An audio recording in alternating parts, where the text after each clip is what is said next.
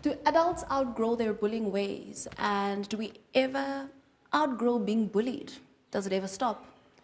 There's the blurred lines of bullying and being bullied, especially in our careers and in our workplaces. So today on the sit down, we talk to two professionals that have experienced bullying themselves about bullying within the workplace. This comes at the back of a young girl, Lufuno, being bullied at school down into her grave. Let's talk about this. Join me.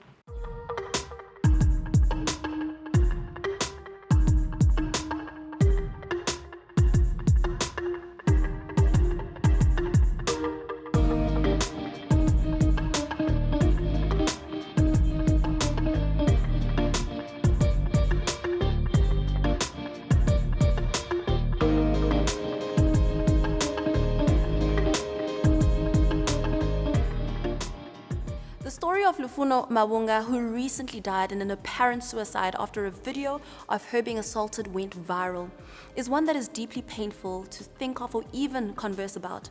The sad reality is that Lufuno's tragic story mirrors that of many of us and what we go through on a daily basis, even in adulthood, beyond just the school grounds. If you can relate starting each day of the week with a bit of anxiety in your stomach, constantly thinking of ways to avoid a specific person or a group of people in the office, or struggling to be productive because of discomfort inflicted by a particular individual, do stick around for this particular conversation as we speak to Boniwe Dunster, who is an HR specialist as well as industrial psychologist, Zahirah Phatudi.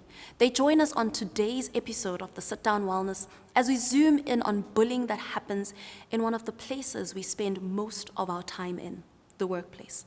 Both Boniwe and Zahirah have been victims of bullying. They take us through their own personal journeys and learnings through their experience and expertise. Thank you so much for joining me today. I appreciate it. Thank you. So Zahirah, let me start with you. You are a professional in the space, and this is a space where you have expertise in, right? I understand you've also gone through bullying in the workplace. Can you walk us through your experience? Yes, so in my former career life, I was an HR executive director. And, there are some roles when you manage diverse interests. Immediately when people feel like you don't take care of their interests, they start bullying you. So as an HR person at a senior level, you find that you're bullied by union, workplace union, even the board, sometimes even your team members.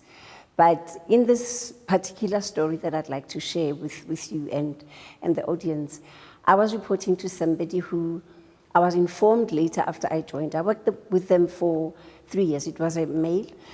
And I was informed that from the interview, he was uncomfortable. And he was the only person who didn't want me to be hired. And the reason was because he said to them, he cannot manage me. But what I realized is because he was uncomfortable with the fact that I was much more knowledgeable and experienced than him. So the 3 years was a pain. It was so painful because he always looked for an opportunity to get me out. And from the very first day when I entered the place, I thought maybe he forgot about me. He was not welcoming at all, And he made sure that he sabotaged my work. And because I was experienced, I could initiate projects, I could do things and find a way of implementing very strategic projects. But in the boardroom, he would make sure that he sabotages me. And I mean, you don't know how many hearings. For the first time in my career, I had to sit through a disciplinary hearing because he just wanted to sabotage me. So he would monitor my movements. In many companies, when you enter into a workplace, you swipe. Yes. So he would get those reports to see what time I come in and what time I leave. And I'm thinking, but at a senior level, why would you do that? He would look if I'm engaged in any other thing except outside of corporate. And he would make sure that in the boardroom, he speaks very bad about me. I would submit reports. He wouldn't submit them. And he would say it was poor quality. So what he made sure, because one of the things that bullies do is divide and rule. And they want to make sure that you don't have support. So he will speak so bad about me that when you want to report him, nobody believes you. And you're not aware that he's been speaking like that. He's already kind of preempted. Yes. Yes. And the deepest thing is that, during the first months, it affected me. I had a lot of anxiety, because I felt like I have to always look at my bag. I don't know what else is monitoring. And when he submitted a report, I was shocked at the things that he was monitoring. It was like a thick report, and I was really, really shocked. And he never won, but he never gave up. Yeah. And there's a time where you'd feel very lonely, because you believe the exco must support you. Already they've lost support. And that's what a bully does. They want to make sure that you're isolated. They want to make sure that, and then the other thing that he would do, he would no longer talk to me, he would talk to my team members, my subordinates, and also influence them, against me. So you find that at the top, you have no support. So a bully would make sure that you have no support, nobody believes you, and they will always paint you as a very bad person. So it can be a very lonely journey. I remember when I was going through the hearings, and people would look at me, and you're thinking, what a lonely journey is this? Even those who believe in you, they are afraid to come out. Yeah. Because, they'll be isolated as well. And at the end of the 3 years, I decided I need to go, because I had to take care of my wellness. You get home, it starts to affect you. In the morning, when you've got to wake up and go to work, your body feels broken. Yes, So it was, and you can see this person does not want to give up at all, because you represent a threat. Yes. And there's nothing that you can do when somebody is insecure. And the only thing that person could have done, and he was advised to say, don't look at this person as a threat. Look at how you can work together. And the point he missed was that if I'm successful, because I reported in one of his portfolios, he would have been seen as successful. But it was the wound and the insecurity that was driving him. Yeah. All what he was thinking of is, how does he survive? And any threat must go. Sure. Whoa. Boniwe, you went through something similar. Yes, I did, and mine was actually quite very subtle, and it's not as hectic as UCC. But what happened is that in my early years, I think I was around about 23, 24, I started working for a new organization, and the line manager that I was reporting to in my first 2-3 weeks, I used to get positive reviews about how I'm settling in quite well. But a month later, all of that changed. She would omit certain information from me when I needed to deliver. I was new in the organization, so obviously I didn't understand the language in the organization. I didn't understand the systems. So as my line manager, I actually had to reach out to her quite often for me to get those things. But many a times she'd find that she didn't want to do that. She didn't want to give that information. And sometimes she'd just shout in a meeting full of 10 people, 15 people. And you're thinking, it's so unnecessary. Why is she shouting so much? And then sometimes she'd ask you, are you able to pull this particular report? And I would say, no, how do I go about it, And then she'll say, today you'll actually figure it out. And then she'll just storm out and leave. And you're thinking, what is happening? But like I said, I was very young at that point, so I didn't really understand what was actually going on. But fortunately for me, I had team members that were very supportive and who actually told me that it's not about me, it's actually about her and who she is and the kind of person that she was. And they actually provided me with support. Fortunately, I think 8 months into the role, then she resigned. So I didn't have to endure that for long. So it was very short-lived for myself. But now in my adulthood, when I reflect on that experience at that point in time, then I realized that these were some of the signs of bullying, somebody that was intimidated by the fact that you are young and you are new in the organization and you already have recognition in your early days, and you're coming from a completely different environment compared to the one that you're in, but still you're resilient and confident enough to be able to navigate the new work environment and still do well. So it became quite a struggle. Sometimes I would even wonder if I made a right decision of leaving my previous job into this new job, But fortunately for me, it was not a bad decision because it's one of those experiences that I hold in high regard at this point in time. But you end up questioning yourself, you end up doubting your abilities, asking if you've made the right decision, if it was the best investment that you did for your career. But one thing that helps is having people around you that always and constantly remind you of what you're capable of, that it's not about you, it's a reflection of them and what they are going through, their own deep-seated issues and not you. And I think that message carried me through that 8 months that I was actually working with that lady. Yeah, and I mean, you're an HR specialist. You deal with this on a daily basis, I'm sure. We do. On an ongoing basis. Sure. How are situations like this treated within an organization? Because we get told a lot, you need to separate the feeling from the work, you know? Focus on the work, keep your head down. Yes, actually, we hear that quite a lot. But one thing about that, it also depends on the organization itself, and it also depends on the leaders in the organization. Because if the leaders, they speak up around bullying, that they can't stand bullying, that employees have the support, it doesn't become easier for perpetrators to actually perpetuate that behavior. But most organizations, they have policies, but their policies are not socialized. They have policies and systems on how to go about it, but no one really understands those. We find that HR itself and sometimes line managers themselves, they are faced with this policy, but they just can't interpret it and understand what they need to do. And it becomes one of the challenges and one of the barriers that we face in organization in dealing with such things. But we do have most organizations actually do have policies that talk about it. We have a code of good practice. The Employment Equity Act talks very lengthily about bullying, and those are some of the things that we need to take into account. But your first point of call, in many instances, it should be your line manager. That's if your line manager is not the perpetrator. So your line manager and your human resources specialist should be your first point of call, and they should be the one that are helping you through the process, whether it's through a grievance process, which is more informal, or through a formal disciplinary inquiry. Yeah. So that's how it should go. And if probably as a victim you're not happy with the outcome of the disciplinary inquiry,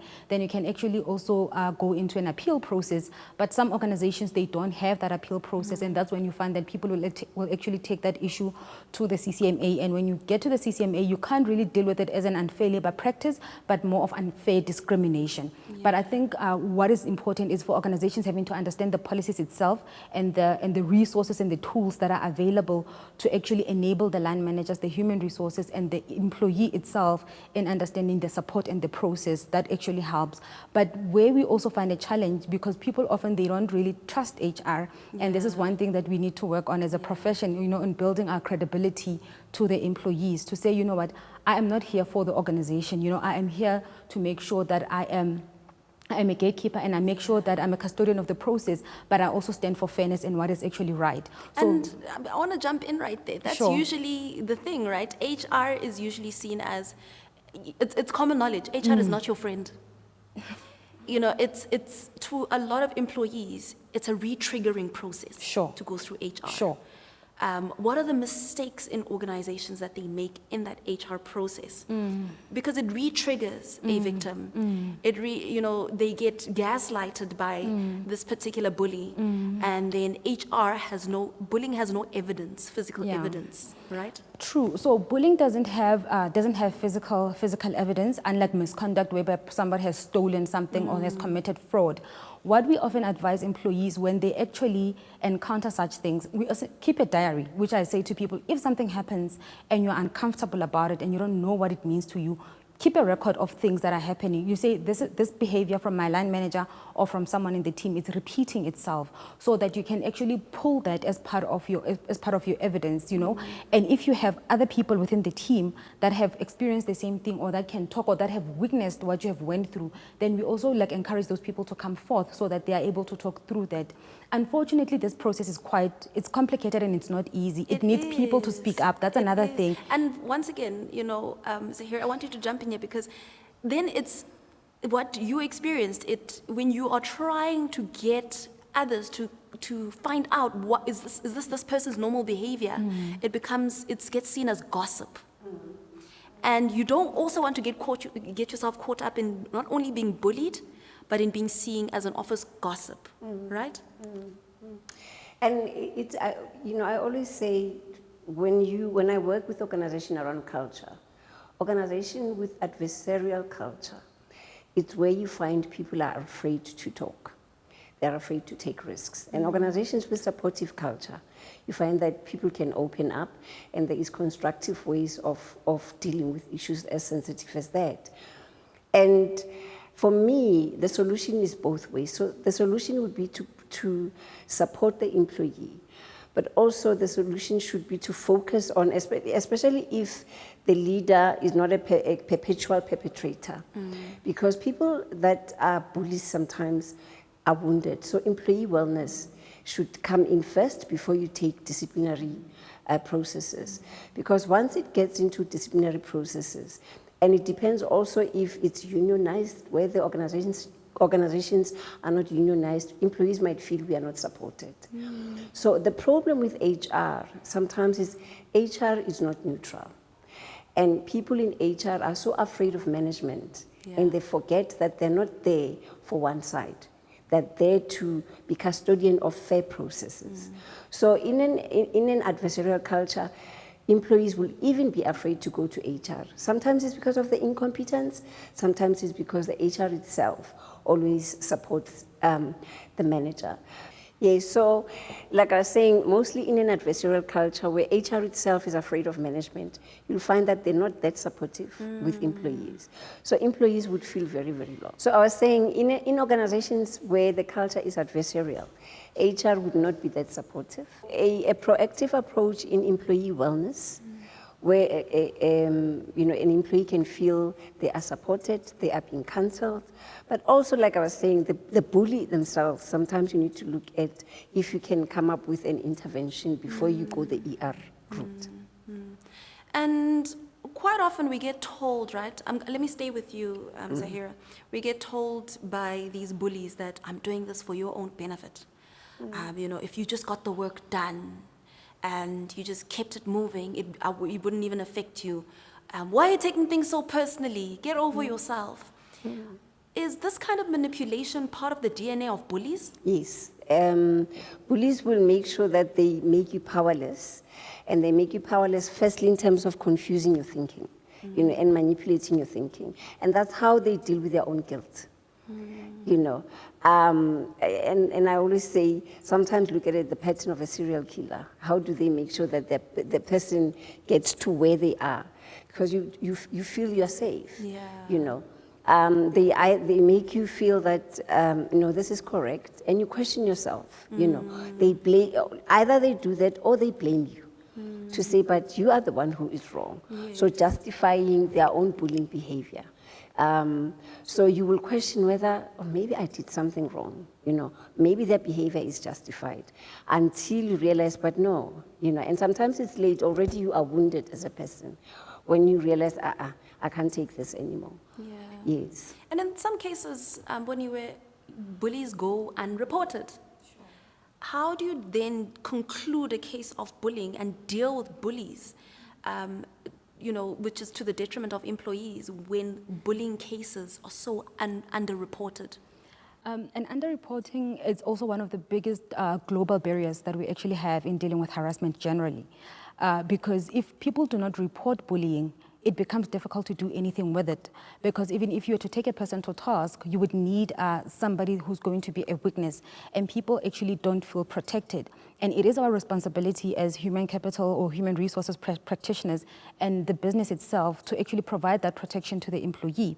Like also Zahirah was saying, sometimes it depends on the culture of the organization. And you would remember earlier on when I started, I said it depends on the leaders that we have in the organization. So often leaders are there. They actually allow this behavior to continue because people are just keeping their own interests, like at the top of the list in terms of the business results, in terms of their performance, at the detriment of employee wellness or employee well-being. But what is important is like we need leaders that will be able to speak up around this, be able to speak up against harassment.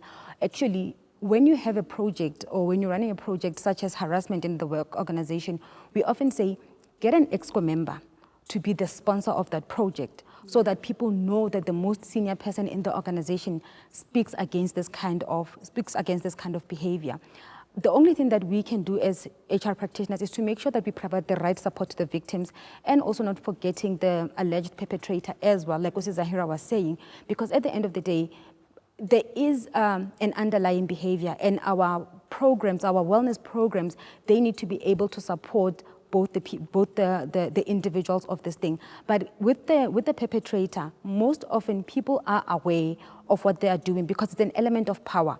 So for them, it's about power, it's leverage, you know. They keep on reminding people to say, I am your boss, I can actually make this happen, I can get you fired, I can make sure you don't get a promotion. So it's the language that gets spoken into the organization, and if that does not change, it becomes quite difficult. But like I said earlier, the resources are important, the upskilling and the educating of people around the policy itself, around the processes, and around the system. It's actually what's going to help us.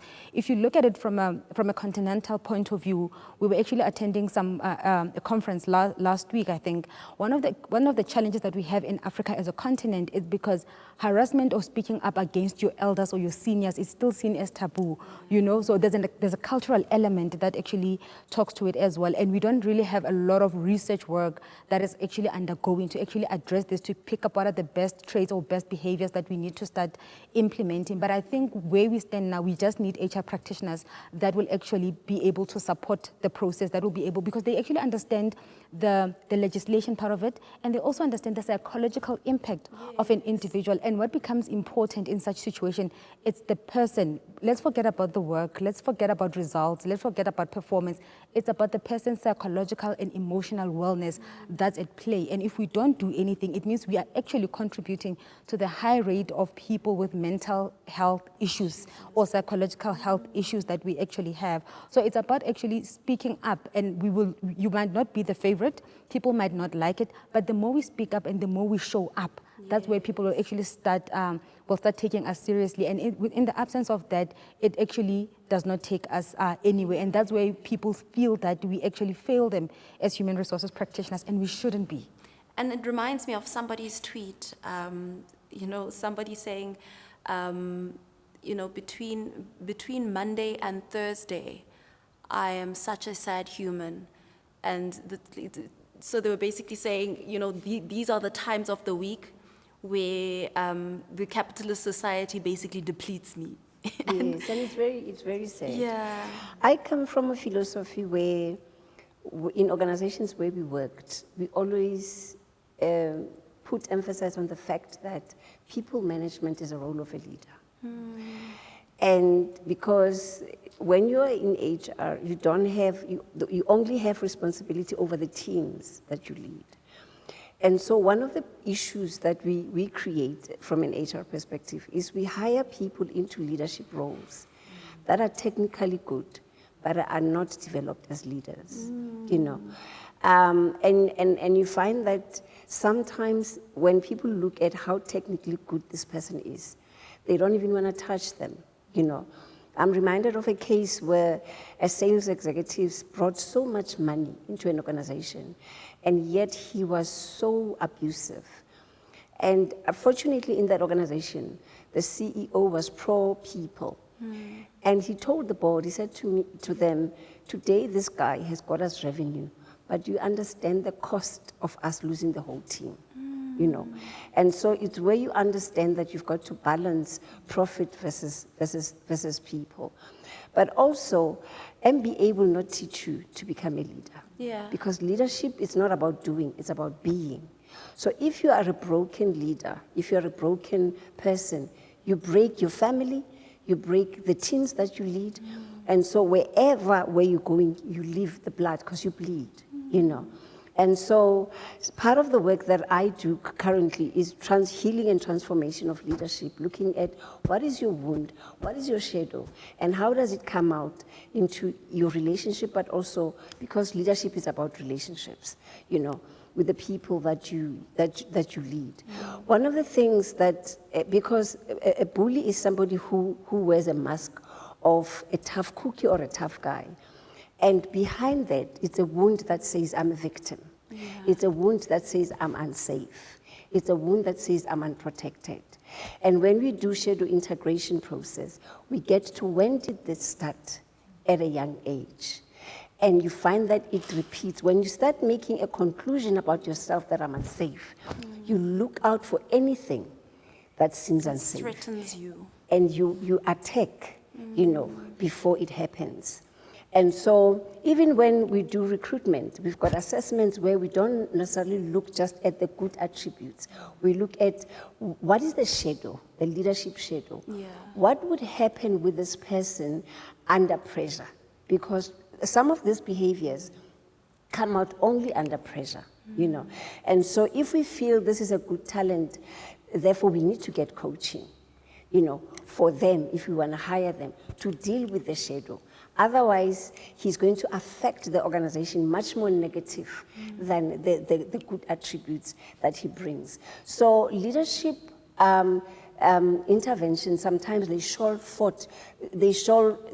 short because they don't deal with the inner person, you know. So being intellectually capable, having the skills does not make you the best leader, but having an integrated character of being whole and also being self-aware as a person and being proactive, you know, it's what we're looking for in leadership. And it then brings me to the question of drawing the parallels between psychology and the way bullies move within their careers. What are the warning signs? And let me start with you, Zahirah. Some of them, it's what I have spoken about. To say, psychology will tell you when somebody has got issues, you start looking deeper to say, what are the wounds that this person has got? What is what we call a shadow belief and leadership shadow? What is the shadow that they have? Because if their shadow belief is I'm unsafe, you start seeing them. It must be their way or the highway. Okay. You know, they want to control people, and in a team environment, they don't get other people's ideas. You know, they want to control your time. They will not even respect your boundary. You know, they will call you at home, 11 o'clock p.m. They don't respect that you've got a family. You start seeing those signs to say, this person crossed my boundary, and I'm not comfortable with this person. I feel like I'm being controlled. I feel like I'm being disrespected. You know, I feel like I'm being, sometimes it's, and they will make it very obvious in a team environment. You'll come up with an idea, they look at you, and then the next person next to you, they come up with the same idea, they say, very good. Yeah. You know, or they make sure that all the projects that you propose, they'll tell you there's no money, but then the next thing. So you can see when this person makes sure that you don't exist, you're not respected. So those are some of the signs. And intimidation? Yes. There's isolation. Yes. What are the other traits that a lot of bullies will have? It's also manipulation as well. And sometimes bullying comes in a form of recognition. You know, sometimes you do something, you find a leader sometimes recognizing a particular individual most of the time, and you end up thinking that it's actually performance. But no, it's because they actually have this person that they're getting them to do what they want at all times. Okay. And it's actually somehow hidden by this thing that you are very close because you are a high-performing individual, but it's not the case. Sometimes what you see is that bullies, they actually try to create cliques in a team. You know, when you have a leader that has a set or a circle of people that they keep close to them, that sometimes is a sign of bullying, because as a leader, you need to be accessible to everybody and need to try to treat people with fairness as well. Another trait is the omission of information. Another one is hierarchy, where someone says, I will not speak to you always, I'll rather speak to your manager. Yes. Or I will actually filter a message down to you through your manager. So they actually try to remove themselves from you. They try to actually exclude you. So sometimes bullies, they actually use hierarchy when they actually engage with people in teams. They'd actually say, I will not speak to you always, but I'll speak to your line manager. Or I will not take whatever that you say unless I speak to someone else. They try to actually create that division to say, I'm senior and you are junior. You need to know your place. For me to speak to you, there needs to be someone present, or there needs to be someone senior that you report to. So those kind of exclusions, they sometimes are a sign of bullying. Though sometimes organizations, they differ. Some they've got an open culture, others they don't really have an open culture. But those are some of the things that they do. They even exclude you from meetings. You'll find that there's a project undergoing. You're sitting in a meeting, something is being announced, and you're like, okay, where was I? But then you find out in that questioning of yourself to say, where was I? Some of the activities and responsibilities, they have your name on it, but someone did not actually see it befitting to actually invite you from the onset, you know? And some of the things, it's one of the things that also Zahirah spoke about, people that are bullies, in many instances, they feel threatened. They don't want anyone better than them. And they also do that because they want to guard against probably their positions or what they actually have. Nobody can actually be better than them. Nobody can actually come and better the environment or anything else. You come up with an idea, they crush it, not because your idea is not good. The idea did not come from them, you know, and then they will actually let it slide for 6 months or for a year, nothing. And then a year later, your very same idea, yes, but they actually call it a different name and they actually like tweak it right here and there. But if you think about it, like this was actually my idea from the onset. So those are some of the things that are at play at a corporate environment. Sure. The psychological effects of bullying. Can we talk from maybe your perspective first of all? Sorry? Can we talk from your perspective first of all, and your experience, the psychological effect? Yes, I'll do that. But before we say that, I wanted to say bullies don't only bully people because they feel threatened. Sometimes they bully people because they see people are weak. Okay. Yes. So you find that somebody who is weak, who can talk, you know, there are those people who are always afraid. They target them. Okay. You know, so it's not always. Is it a form of bringing them into their stable, or is it a form of just pure manipulation because there's just a punching bag there? Both. You are weak, I can control you, but I'll make you afraid first, so that when I say jump, you jump. And bullying for me, it's also a form of discrimination. Racism is a form of bullying, you know. Culture, in my case, for example, it was a Zulu gentleman, and I realized that he was actually bullying black women generally. And I realized also this has got a cultural issue, you know, at it. So anxiety, you feel anxiety, and that can lead to stress, and it can lead to other physiological illnesses, you know. It affects performance because you no longer focus at your work. You're concerned about, you know, what you need to protect yourself from. You feel isolated because most of the time the bully would talk badly about you, and you find that even the other management, for me who was working at EXCO level, you find that even at EXCO you don't have support anymore, you know, until they find out that actually he was lying, you know. So those are some of the impact of being bullied. And depending on the support of the organization, I always say at some point, you need to decide. If you can, it's not always possible, if you can move, not necessarily resign from the organization, move from another division, you know, and protect your own health. Mental health, I mean, you'll find that you go into depression, literally, and you have insomnia, you can't eat, you know, and then it goes on and on even in your family. So you find that when you get home, if you've got children, you can't be there for your children. And your resilience just get depleted. Yeah. So those and now everything you're talking about is just all about work. Yes. And this is what you are going through at work, and the anxieties of the day. Yes. And there's no quality time with family now. So just to add to what Zahirah was saying, it's that one of the things is that when you get home, you're actually stressed about what happened. You start worrying about how you're gonna cope tomorrow, the next day. So you don't actually are aware, or you're not mindful of your surrounding, of your family. You neglect them because you're always thinking, what's going to happen tomorrow? I've got this meeting. How am I going to handle this? What if I bump into her? What if maybe he calls me? So those are some of the things. And it also creates broken communities, because if it's people that were active in the communities, community building and all of those things, we're active in church, we're active in sport, that actually, it affects them, and they take a backseat in all those activities. So the impact is not only on you as an individual, but it's on you, on your team, the team that you actually work with at work, because it actually, the morale goes down. So the team engagement is actually impacted. Your family is impacted, your communities is impacted, your extended family is actually impacted. There's a financial cost to it as well, because now you need to start seeking counseling as well. It's cost. You actually use your medical aid. You actually start having, like also said, depression. Sometimes it affects you like physically. You start actually developing high blood pressure. So all of those things, it's one person, one environment, but the impact is actually bigger than it's broader than we thought. And when I liked what she said when we started, to say sometimes we also need to support the alleged perpetrator to actually understand what is the underlying cause, because people have not really dealt with their upbringing, they have not dealt with their past, and they're actually then projecting that in the workspaces. Yeah. Is it advisable to confront a bully? And I'll stay with you when you... Yes, it is advisable to confront a bully. And by being confrontational, we don't mean actually having an altercation with the person.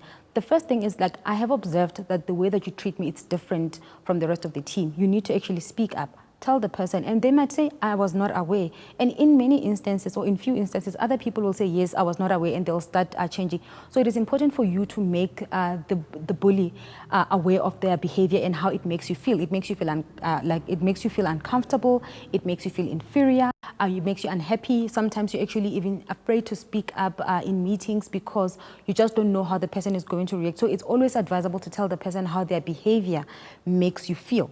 And then if the person doesn't change and they continue, that's where we actually then talk about taking more serious action around the behavior. But sometimes people are not aware. But if people are aware, then they can change. And if they do not change being aware, then we actually need to actually look at this seriously to say, no, this is not an acceptable behavior. We need to really address this in a formal way, because obviously by letting a person know, it's you dealing with the issue informally, because assuming that a person doesn't know, we can, like I said earlier, you can go through a grievance process, which is more informal, right?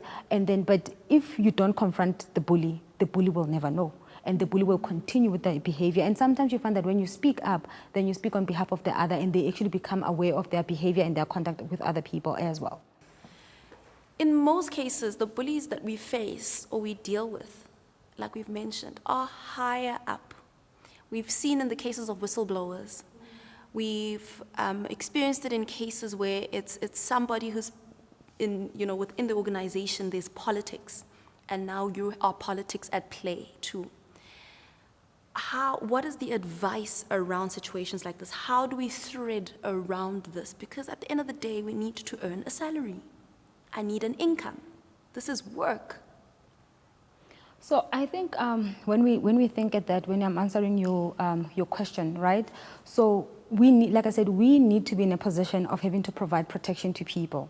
And I'll always go back to how we started to say, work environments are created by leaders. And I think that is the contention of it. We need leaders that speak up around these things. We need leaders that commit to providing that protection to employees. And in the absence of that, we need to then seek external interventions if your workplace does not cater for that, or probably your leaders are not those leaders that actually talk about that.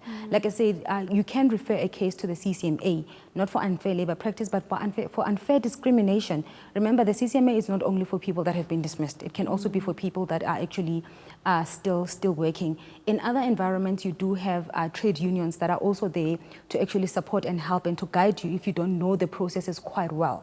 And then we also have the employee wellness programs that other organizations have invested vastly in to actually ensure that there are different interventions that help people, and there are also channels that are very strictly anonymous in having to identify some of the bullies and some of the perpetrators. Unfortunately, we still have a long way to go as a country around the whole concept of bullying. But those are some of the things that are there. So you actually speak up and you talk about it, and you also somehow you want to actually say, you want to guard your income, like you were saying. So it's a bit of a catch-22, and we actually need to move away from it being a catch-22 situation, because we need people to freely speak up and yet still be able to return to work comfortably, knowing that they will be protected against the bully. But the saddest thing around the bullies is that bullies, they also thrive in environment where they are enabled to do that. Yeah. So when you have leaders that do not do anything around these things, the bullies will actually then continue with such bullying. But the best that we can do is about continuing to find the power of our voice to address this, because in the absence of a voice, in the absence of people willing to come forth, it becomes very difficult. It becomes one of the barriers that we can actually implement things in place to deal with this pandemic. I call it a pandemic because we've seen a lot of it like recently as well. Yeah. Zahirah, there's also the element of feeling as though, we mentioned it earlier on, reporting bullies doesn't feel like a safe space when you're reported within the organization to HR. How do we create safe spaces for bullying to happen? And how close are we to getting to that ideal situation of creating these safe spaces? We're not. When you read the newspapers and you see some of the top cases of people being suspended, that's just a tiny percentage of what actually happens within organizations. And unfortunately, employees that are being bullied most of the time become losers, you know. And it doesn't mean we don't have good cases. I've got a client that I was consulting at where they had a talented woman executive. We did 360 evaluations. She was very resistant, and we made sure that other people, the employee that was complaining did not participate. So it was people who work with her. And we got somebody external to give feedback. It was a tough situation. But then she realized that, you know what, I got a problem. You know, it's not about the person. And at the end, a bully needs to take that decision to say, I want to change or I don't want to change.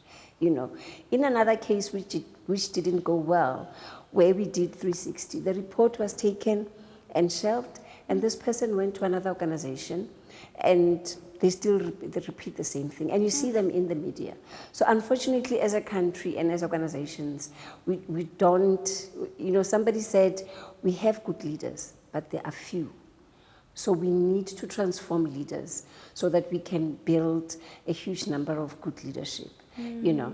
So I don't want to lie in terms of my experience, and I've worked in many organizations, both in the private sector and in the public sector, and I wouldn't say the public sector is worse. It just depends on the culture. It just depends on leadership. And if organizations are not pro-people and they focus only on profit, you'll find that employees don't have a voice, you know. And they are very good, I mean, in terms of gender inequality, there are cases where good interventions are done, you know, but there are few in between. But the organization should proactively say, we need to protect women. We need to protect the people that are previously disadvantaged. We need to have processes where our employees can actually feel that this is a good organization to work for. But the voice of the leader is very, very important. Yeah, you know. it is. We always say organizations are a subsystem of what happens in the broader society. If you look at the violence in the broader society, in the families, organizations mirror that. So the woundedness that we have out there comes into the organization. And my belief is that organizations should take responsibility, you know, around gender equality, around issues of diversity and inclusion, you know, and invest in developing leaders, you know. It's not, many organizations also, one of the things that we do for our clients is we run employee surveys where we show them the risk of bullying, where we show them the risk of violent and toxic organizations, up to what it would cost. Because you either have employees that are absent or you have presenteeism. Presenteeism is having people that are there but are absent. They're vacant. They're vacant, you know. When they see that in numbers, in rent value, and also how much they spend on medical aid because of stress, and when they see that they themselves, because when you are in an organization, even if you're not bullied, for as long as it's got a toxic culture, it starts to affect you. You have burnout, you know. And when you have perpetual burnout, you run the risk of not just high blood pressure, of developing cancer, you know. So once we start showing them those things in practice, then they start taking that very, very seriously. But you need somebody who's an advocate of developing people-oriented workplace cultures. Yeah, yeah. Do you want to add something to that? No, I think she's actually encapsulated. summed it quite well. I think she's actually summed it quite well, yeah. What changes would you like to see in this country when it comes to how organizations treat general mental health within public and private sector? Yeah. So I think for me, it's about leaders, the kind of leaders that we actually grooming into higher positions. Like also Zahirah said earlier, it shouldn't be about having to put someone in a leadership position whereby they actually are looking after a number of people or a division or a department because someone is actually technically good. Because I think that's where we actually also lose it as well. We need to see an investment in our leaders in terms of their well-being. We need organizations that are actually sensitive to people's personalities. People differ. People's backgrounds differ. We need organizations that would actually recognize that we don't have a one-size-fits-all in terms of having to manage people issues or having to manage mental issues. We need organizations that are actually going to invest in this topic on its own and making resources available. We need leaders that are going to speak up about it, and boldly so, without shame, so that we need organizations that will actually say, we have taken action. We need organizations to take action, because the number of harassment or bullying cases that we see, it's actually not as high as what we hear. And we actually need to actually try to unearth that and bring that to the fore through our leaders. So for me, the investment into this whole topic is what would be quite important for me to see. So when you say it's not as high as what we hear, it's still underreported. It's underreported. You'd recall that I actually said that earlier as well. And because of underreporting, it becomes difficult for you to address what is not there. What is going you don't on. know what the symptoms is. You can't even pick up the trends, to say what are the trends with bullying, because it's underreported. So if you've got one case or two cases here, it doesn't really give much. And with underreporting, you can't actually put accurate plans in place, because your plans will not really be informed. It would be what you think. It would be plans that are put together from theory, but we need people to come forth so that we've got enough information to build trends, to have insights, so that we can actually be able to build meaningful interventions. So interventions at the moment are not really as meaningful, and it's not a lot, because it's about what legislation is saying and what is the code of conduct is actually saying. But because there isn't a lot of these issues that are reported.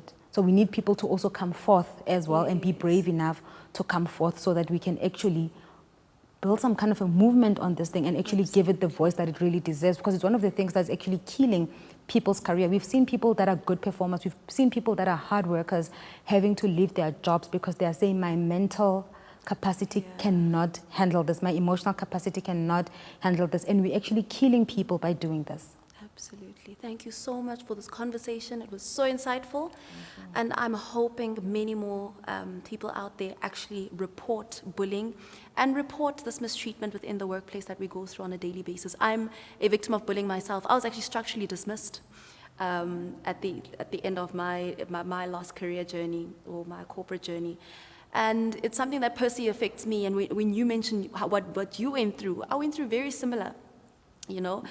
Getting the whole team to just speak against you, even though when I get back to the office, they're like, we know, but girl, like, isala rimani, and it's an issue, I think, that exists. And I was surprised that even in our generation, it still thrives. My mom would speak of it, but I was surprised that it still thrived in our generation. But you know why? And this one makes me emotional.